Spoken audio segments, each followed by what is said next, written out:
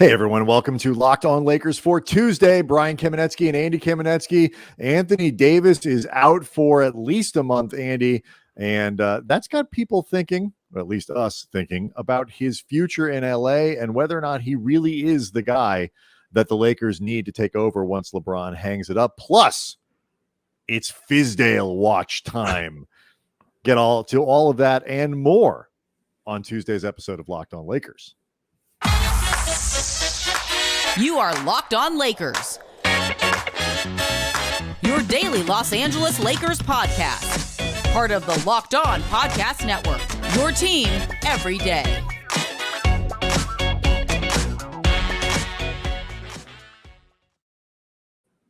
Want to thank everyone for making Locked On Lakers your first listen of every day, Monday through Friday. We get it up bright and early for you. So no matter where you are, when you listen to your first podcast of the day, we appreciate you making us your first listen.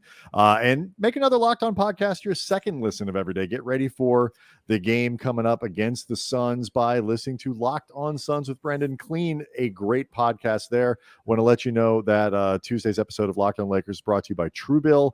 Truebill is the new app that saves you money by helping you identify and stop paying for the subscriptions that you don't want or need, and can even negotiate better deals on those you want to keep. So, Andy, lots to cover today. We're going to talk about David Fizdale and his terrible rotation ideas. Just what is garbage? What is he doing? No, but in all seriousness, people are going to be paying very close attention to what the team looks like with David Fizdale on the sidelines, even as the team might be a little bit weird. And we'll try to get, we didn't get to it, but the Christmas Day game is looking very, very strange right now. So we'll try to talk about that. But I still think we're here on AD as much as anything. Like, that is the topic. And with him gone for a month, there's more like, what are the Lakers going to do? How are they going to play? And all of that stuff. But fundamentally, before we get into any of that, Andy, to me, I just started thinking about, like, is this going to be the future for the Lakers? Like, do you feel as confident in Anthony Davis as the guy who is going to take the proverbial torch from LeBron when he's diminishing or done or whatever it is? I mean, this has always been the question with Anthony Davis. This was the thing that would have given you caution on any level if you were going to end up trading for him. And obviously, the trade has, in and of itself, been justified. You know, whenever you win a championship, yes, you can't say that trade has gone sideways. And the type of move that the Lakers made, which was on many levels franchise changing, to bring in Davis. You make that trade 10 out of 10 times again, because getting titles, I know sometimes this is difficult for Laker fans with all the winning that they've experienced to really understand this. Getting championships is really effing hard. It's extremely difficult to do. Yes. So whenever you make it happen, there are no apologies or caveats attached in terms of that decision. But that's only one piece of this equation with the Lakers. Anthony Davis was slated, like you said, to be the franchise face moving forward and to be the guy for this team that you eventually surround with, you know, other players who serve as the AD to LeBron right now. Mm-hmm. And seeing Anthony Davis, that injury history that he's had, continue with the Lakers. And, you know, other than the year they won the championship, there seemingly is no respite from it. It does start making you wonder about whether or not they are situating themselves for a future that's going to be sustainable. Well, and like, you go back to the optimism that you felt about AD after they won the title, because you're right. There were, you know, he never really carried New Orleans. If he's that good, shouldn't the Pelicans have been better, you know, than they were? And, like, you know, why wasn't Anthony Davis carrying them farther and all that kind of stuff? And you know, I don't know if all those questions were fair, but they certainly followed him to Los Angeles. And he had a ton to prove, Andy, when he got here and through the bubble and into the finals, and the way he played. And he, at least at the time, it seemed like he put some of those doubts to rest and gave Lakers fans confidence and all of those things. And last year, I think it was such a weird one where short off season, he was much more banged up coming out of the bubble and out of that playoff run than I think anyone really gave him credit for. And you and me both, absolutely, and have admitted it a bunch of times. Like, we underestimated how difficult it would be for AD to come. We spent all of our time thinking about LeBron in the short off season. I expected AD to come out and just dominate people, like carry that momentum. I was wrong, and it was unfair. And then he got hurt, and then he got hurt again. That's all this. So I was willing to write off last year, but this year there's been a lot of red flags. I mean, a lot of them, and I am not nearly as confident. Not that he's not a great player, but that he's that number one guy that when you say, can you win with blank as your best player, where you don't even think that much about who the number two is, you just go, oh yeah, Giannis. Oh yeah, you can win. You know, I would say LeBron. Oh yeah, you can win. Like Steph, you can win. Durant, you can win. When you get to that next tier, though, and to be clear, by the way, just before, because this is worth saying, there are only a handful of those guys who exist in the first place. We've named a bunch of them. I think we add Kawhi Leonard to that list if he's healthy. I think there is confidence that it could be Jokic. There is confidence that it could be Embiid, even though those guys have not proven it yet. You've seen enough of what they could do, although I guess in the case of Embiid, the same injury history and all these guys. I mean, and so does Kawhi, obviously. But I think Nikola Jokic has shown that he is good enough with a full slate of players. He's at least going to keep you in that mix. I don't know what the hell else he's supposed to do. Put it that way. I mean, the numbers he's put up in the last couple of years, and now, putting up the numbers he's putting up this year with a lesser group around him, and actually much, much improved defensively. Not a game changer. He's not Bill Russell back there, but he's much better than he used to be. Yeah. And, I think that distinction you're making is really important because, like, Damian Lillard is awesome, but he's not someone that you automatically say, oh, yeah, sure. Like Paul George, awesome. Oh, yeah, sure. You win with him as your best player. He has actually demonstrated that you probably can't. And so as you start to move down that list, it's not that you can't win with those guys. It's just that you need a lot more from the second guy, a lot more from the third guy, whatever it is. And to have the assumption was that Davis was ascending to that place where he was going to be in that handful of, oh yeah, absolutely. Regardless of what you put around him, if you have that guy, you have a chance to win. And he has backslid from that more into that group of Damian Lillard, Paul George, and down the line of excellent players, elite players, but not, oh yeah, and that's a big difference for the Lakers. It's a huge difference for the Lakers. Yeah, I mean, I guess that this has been something that is, if nothing else, being talked about on basketball Twitter because Stan Van Gundy ended up weighing in and tweeted out, Anthony Davis has missed 49 games for the Lakers over the past 3 seasons. Jimmy Butler has missed 48 games for the Heat in the same time frame. And I'm not exactly sure what point Stan Van Gundy was trying to make, but whatever one it was, I don't think it works on a lot of levels. Like, hold on to that, because I agree with you, and there's a lot I think to unpack in that tweet. But let's do it next.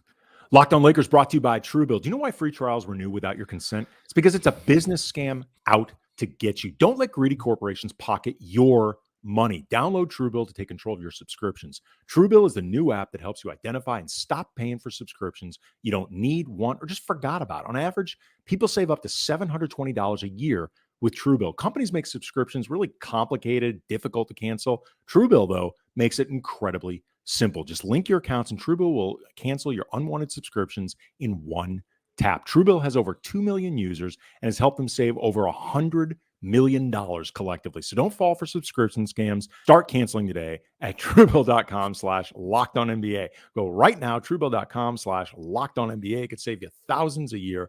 Truebill.com/LockedOnNBA. Locked on Lakers also brought to you by Bet Online. Bet Online has you covered all season long with more props, odds, and lines than ever before as the NFL season continues to march towards the playoffs. Bet Online remains your number one spot for all the sports action this season. Head over to the new updated desktop or mobile website to sign up today and receive your 50% welcome bonus on your first deposit. Just use the promo code Locked On to receive your bonus.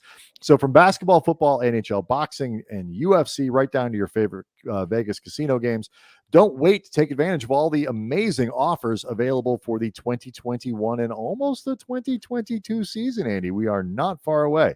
BetOnline is the fastest and easiest way to bet on all your sports favorites. BetOnline, where the game starts. So yeah, let's put that Stan Van Gundy tweet back up here. It said Anthony Davis has missed 49 games for the Lakers over the past 3 seasons. Jimmy Butler has missed 48 games for the Heat in the same time frame. And like I said, I'm not exactly sure, Brian, the point that Stan Van Gundy was trying to make. Can I take a stab? That Sure. Davis gets picked on for missing more games, and there's another star out there who's missing just as many, I guess. I think that's what he's saying. Maybe, I guess. But I mean, here's the thing, though. I think that this is a false comparison on a lot of levels and also speaks to the importance of specific context with your team. Because if Jimmy Butler misses a lot of games for the Heat, that is a problem. It is also Miami's problem. It is not the Lakers' problem. And there is no solace that Laker fans are going to take knowing that Anthony Davis misses a lot of games. But hey, you know what? On the other side of the country, they're dealing with some problems too, man. Kawhi Leonard's missed an entire season. Yeah. I mean, what does that do for me? Yeah, exactly. Like, this doesn't do anything for Laker fans or the Laker franchise with their situation. If his point is that nobody pays attention to Jimmy Butler having missed games, that's ridiculous, because that is something that has been talked about with Jimmy Butler his entire career. Because that period where he was getting traded around a lot and wanted to be traded to different organizations and was trying to force their hand, there was always that question of, okay, how much are you going to give up for Jimmy Butler given the mileage from Tibbs, given the injury history? Like, tire tread was a major concern for anybody acquiring Jimmy Butler. This has always been a discussion point with Jimmy Butler. And if he was trying to make the point, Stan Van Gundy, that Jimmy Butler is somehow considered more tough than Anthony Davis because, you know, Butler has that hard-nosed reputation and Anthony Davis doesn't, but both of them miss games. Again, false comp, because Jimmy Butler's toughness has always been about what he does on the court and the way that he plays, and with that physicality and the way he's so relentless and, for lack of better cliches, the dog that you see in Jimmy Butler. Nobody's ever talked about Jimmy Butler like he's AC Green or Kobe pre-Achilles, you know, the guy who plays through everything, because again, it's been well established. No, they're talking about him as a guy who gets hurt a lot, plays 66, 67, 50 something games a year, every year. And also, this is really important to remember too. With all due respect to Jimmy Butler, who is a great player, he is an all NBA caliber player at his best. He is a defensive player of the year caliber at his best. Like we talked about before, there's a difference between the guys truly at the top and that next level of incredible players, and in turn, what you will give up for those guys depending on that perception. Is Jimmy Butler a player that you can win a championship with if he is unquestionably your best player? Maybe. I don't know. The Heat game. Maybe. Maybe. Sure. But here's what's really important. Because of the perceptions, accurate or not, between Jimmy Butler and Anthony Davis, who has been, I think, in NBA fan circles, NBA media circles, maybe in NBA player circles, elevated to a place that Jimmy Butler's never been at. Anthony Davis is part of that top 75, all sorts of stuff. Nobody has ever traded and reconfigured an entire roster, including its picks, to acquire Jimmy Butler. The Lakers did that with Anthony Davis, and not even just the stuff that they directly traded to get him or the guys that they moved for salary cap implications, the Isak Bongas of the world. I'm talking about the preemptive trade of Larry Nance Jr., Jordan Clarkson, renouncing Julius Randle's rights. Like, these were all things that you did to get Anthony Davis in your building. And like I said in the beginning, Brian, I'm not criticizing those moves. They won a championship. So that justifies it. But it speaks to where you are as a franchise and what is expected from the guy that you did all that for. And for all the talk about like accommodating LeBron 24/7, which they've done a lot of, you could argue that bringing in KCP for the Mana from Heaven deal was accommodating LeBron. The biggest amount of direct asset surrender has been linked to Anthony Davis. And he's the guy expected to take the baton. He's the younger guy. Doesn't mean he's still not a great player. He is. But these are the questions that come up with Anthony Davis and not Jimmy Butler. Well, it's also, but I mean, I am not 100% not one of these people who questions Anthony Davis's broadly his toughness. I'm sure Anthony Davis plays through all kinds of stuff that would keep most of us bedridden. I believe all of the stuff he says about him wanting to, that he holds himself to an incredibly high standard, that he wants to be all of these things. I do not think he is a, misogynistic, throw out whatever misogynistic terms you want to use here. Sure. I don't. Jimmy Butler has sort of earned the reputation that he has, and AD gets dinged for always being kind of nicked up. I think AD is made out of like genetic material that just doesn't hold up. Really, and you see this, it's very common with guys as large as he is who do things that are as athletic. It's hard to keep all the parts from breaking. Like, it's just not easy to do, and he falls down all the time and all this. There's gangly. A reason. Like it looks less, I guess, respectable when he falls down versus just a wing falling down. Like when he falls down, he looks like one of those windsock dudes in front of a used like when Boban falls down. Yeah. It's like, timber. It makes a difference when you're 7 feet off the ground and you're heading to the there is a reason that when we went through this list and people are either going to think somehow we're being too easy on him or that we're being too hard on him. I'm not sure. Which means, Brian, we're doing our job perfect. We're doing our job. Mm-hmm. There is a reason that if nobody likes us, it must mean we're great. I agree. Indifference is actually the enemy of hate and of love. It is not. Those two are not the opposite of each other. I don't care about what you're saying is the worst thing. There's a reason there's only 4 or 5 of those guys, or 6 of those guys, 7 max. And there's a reason that they get hurt a lot. There's a reason that Kawhi Leonard eventually tears an ACL, or whatever it is. It's because being that guy is incredibly strenuous. Kevin Durant has an Achilles tear in his history.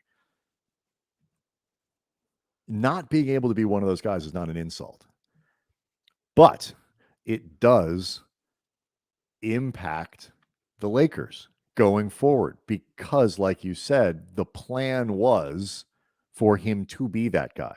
And if he's not, doesn't mean he's not good. Doesn't mean that the Lakers are screwed when LeBron leaves and Westbrook goes and whatever and all that stuff.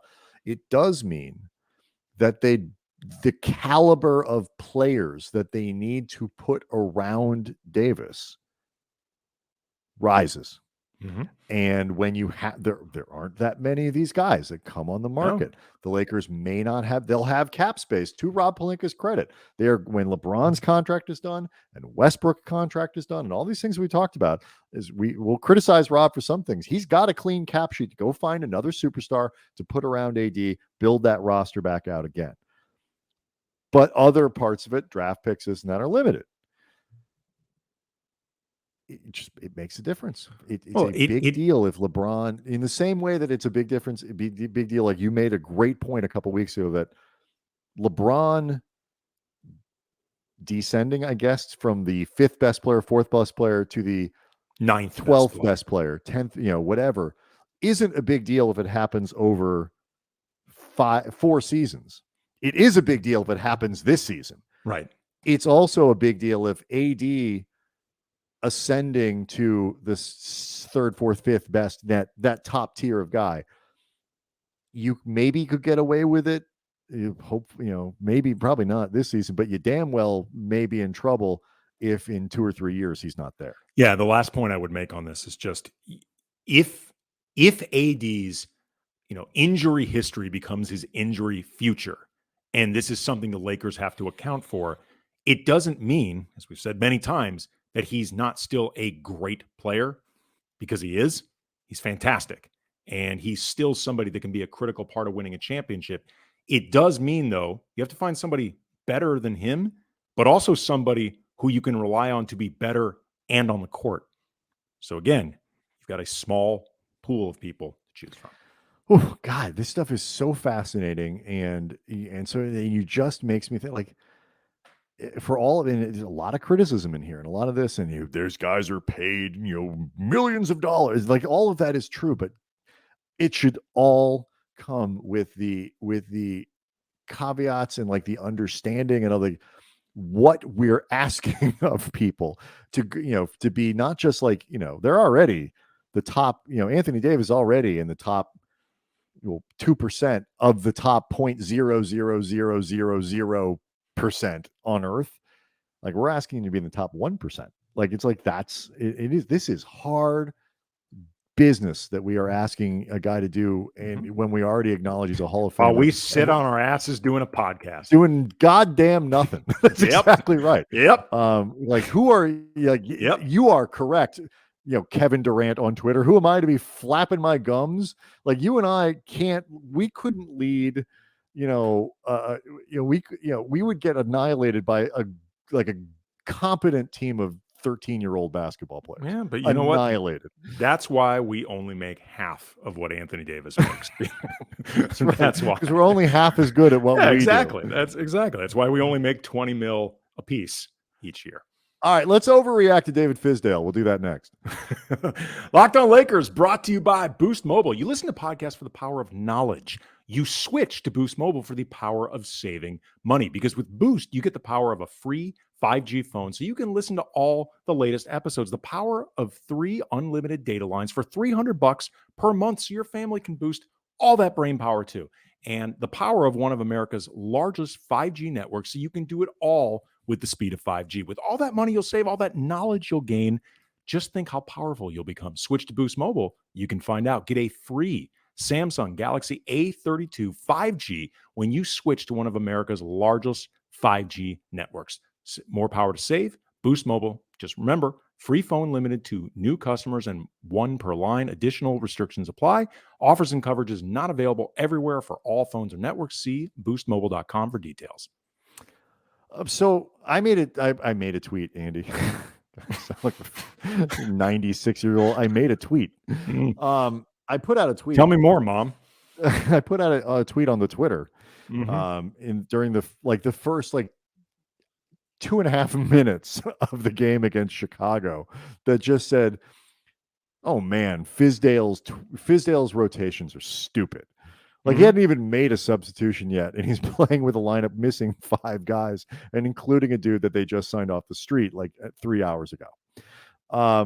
My point being, just kind of trolling the reflex to just bag on everything your head coach does. The flip side of that is, I got a ton of instant response from people who took it way too seriously, whether agreeing with me about Fizdale's stupid rotations, which we hadn't even seen yet to that point because he hadn't rotated anyone, or using it as evidence that Vogel sucks and should go. And I don't know how long Frank is going to be out. And I don't know how, if he's asymptomatic, symptomatic. As of this recording, I believe he's actually still stuck in Chicago. Yeah, Michael Thompson, part of the Lakers broadcast team, they won't let him leave Minnesota. Yeah, Michael knows people there at least. I mean, this stuff is all going to be incredibly fluid and complicated. I want to give a preemptive disclaimer. During this period of spikes and positive tests, negative tests, guys going in and out of the protocols, there's going to be times where certain information will be dated that we present. It's impossible. So just we released the thing on Monday. Tuesday's podcast is released at 12 a.m. right on Tuesday morning. So obviously we recorded on Monday. our information as Monday is that Frank Vogel is still in the protocols, and we are doing our most of best. the people, right? This And is most really of the hard. people that across the NBA, and this is actually a larger conversation. We won't get time to it today, but will, over the course of the week, certainly heading into the Christmas game, because it's highly relevant. The vast majority of the players who are and coaching staff, and this is a good thing, that are entering the protocols are asymptomatic or have mild symptoms. And so presumably and hopefully Frank Vogel is among that group. But we still don't know how long he's going to be away from the team. And in that time, people are going to be either because they dislike Frank Vogel or are defensive of Frank Vogel, overanalyzing everything that happens in the David Fizdale administration. Well, it's funny. I tweeted out during the game at Cam Brothers that I thought that game against the Bulls was the best that we had seen LeBron and Westbrook specifically playing off ball with each other, where one of them was the ball handler, the other one was cutting, and they were setting each other up that way, and just remembering to keep going off ball and creating opportunities for each other that way, which is something you and I talked about a lot heading into this season. Like, Russell Westbrook's off-ball utility does not have to be defined strictly by what can he do as an outside shooter. There's a lot more he could be doing. And there were some people who responded to that tweet like, well, yeah, finally Fizdale got them to do this. And it's like, do I know for sure that David Fizdale doesn't have some ability to really speak to LeBron and Westbrook and get them, buying into certain things, or that he was running? I don't know. I am 100% sure that this is something Frank Vogel has asked for. That I know for sure. Well, like, this is not who is the offensive guy on the staff all season long? I have no David idea. Fizdale. Like, it's like, I mean, it really is it? Yes. Okay. Yes. David Fizdale is, yes. Okay. He's more the offensive mind. Okay. And Vogel. I mean, is he the offensive coordinator? I don't know. Well, my larger point is it's always been sort of a question, like, whose offense? No, I understand that. But like, it's also, it's also not the first time those guys have done that sort of thing. It's also a necessity being the mother of invention. But I thought it was the best, though, that they had done. And my point in bringing this up is just, people are going to be reading into everything during this period where Fizdale is the interim head coach, because he is also seen widely as the guy that would replace Frank Vogel, who is widely seen as the guy coaching for his job right now. Well, it's funny, like, and this is related when I think I mentioned this on the radio. I did not mention it on the podcast. Our friend Michael Ross, who used to sponsor our old podcast, runs Delicious Pizza, Delicious Vinyl in LA. Great pizza, by the way. It's fantastic. So he and I text a lot during games. He's a diehard Laker fan. He gets very passionate about what he's watching. And so in the overtime of the Dallas game, he texts me. He says, "Why is Russell Westbrook shooting corner threes in overtime?" After he clanked the one that he missed. A minute and a half later, after Westbrook buries the critical one, he tweets me back or texts me back and says, "Why isn't Westbrook shooting more corner threes in overtime?" And, and he's joking and he gets it, but like the obvious point here being fans are angry at the results. They're mad at this season not going the way that it's supposed to. And by the way, they have every right to be, because this is not good. I mean, it is not. And, the Suns are Tuesday night, right, Andy? Yeah. I've completely lost track of this. And that is going to be a real difficult game for them to win. Yes, it is. Phoenix Suns is are mostly whole, and the Lakers aren't. And even if they were a 500 team when they had all their players. So, well, they've never had them all, but I understand your point. You understand what I'm getting at. When they've had the big three, they're still barely over 500. This is just where this is the mood, like, you find a mood meme on like there's almost no people are looking to blame some people in this room.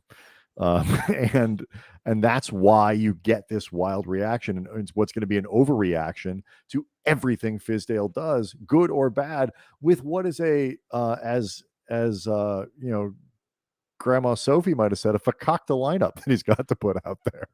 Grandma Sophie, for those of you who don't know who Brian is referencing, our great grandmother, Our great grandma, for those of you not who was familiar. born in the old country, Yes, and she spoke was. Yiddish. Yes, she was. The thing I'm going to be looking for most, Brian, is just, we're By the way, always my wife, who was not born in the old country, loves that word, fakakta. Anyway. We're always watching LeBron's body language during this game because LeBron, fairly or not, is considered either a coach killer, a coach kingmaker, a coach appointer. He's ultimately the one who you have to tailor that coach towards, and his approval will make or break you. So I'm going to be just watching LeBron. Like, does he dap up or like hug Fizdale after each timeout? Like, or after every dead ball, do you hear him yelling, F yeah, man, that's what I call a set. Way to work that whiteboard, Fizz, man. That is some coaching. I appreciate what you're doing out there, man. Be nice to have that around on the regular. It was like the basis. Sammy Sosa 7-point thing with him every time. Yeah. Like, if you see somebody look to run a certain thing, like, Russ does like a hand signal, whatever, and LeBron's like, no, that is not what Fizz called. You run what David Fizdale, our coach, called Russell Westbrook. Like that. They win a game, LeBron carries him off the court. Yeah. Like that's something I'm going to be watching for, Brian, because I think that could be telling. That would be indicative. That would definitely be indicative. We are in a very weird time. Mm-hmm. It's a bit of it's a time of stasis. We've been kind of in that stasis time for the entire stretch of this season, where it feels like you're just unable to move forward, make any progress, or really learn definitively everything you need to know. Although I think we've learned more than we would like. You know what? And it's frustrating. Before we it's go, frustrating. It doesn't get said enough. The entire LeBron era for the Lakers, whether you're talking the best high points or the worst low points, it's all been weird as hell. It's been an incredibly weird era for the Lakers. When you trace everything, including the ramping up to obviously get LeBron all weird. Where we are now, we could do a whole show on this. It's been bizarre. All weird. And even the circumstances under which they won a championship. Right. The world has been very odd in that time. But it was weird even before that. That's true. All right.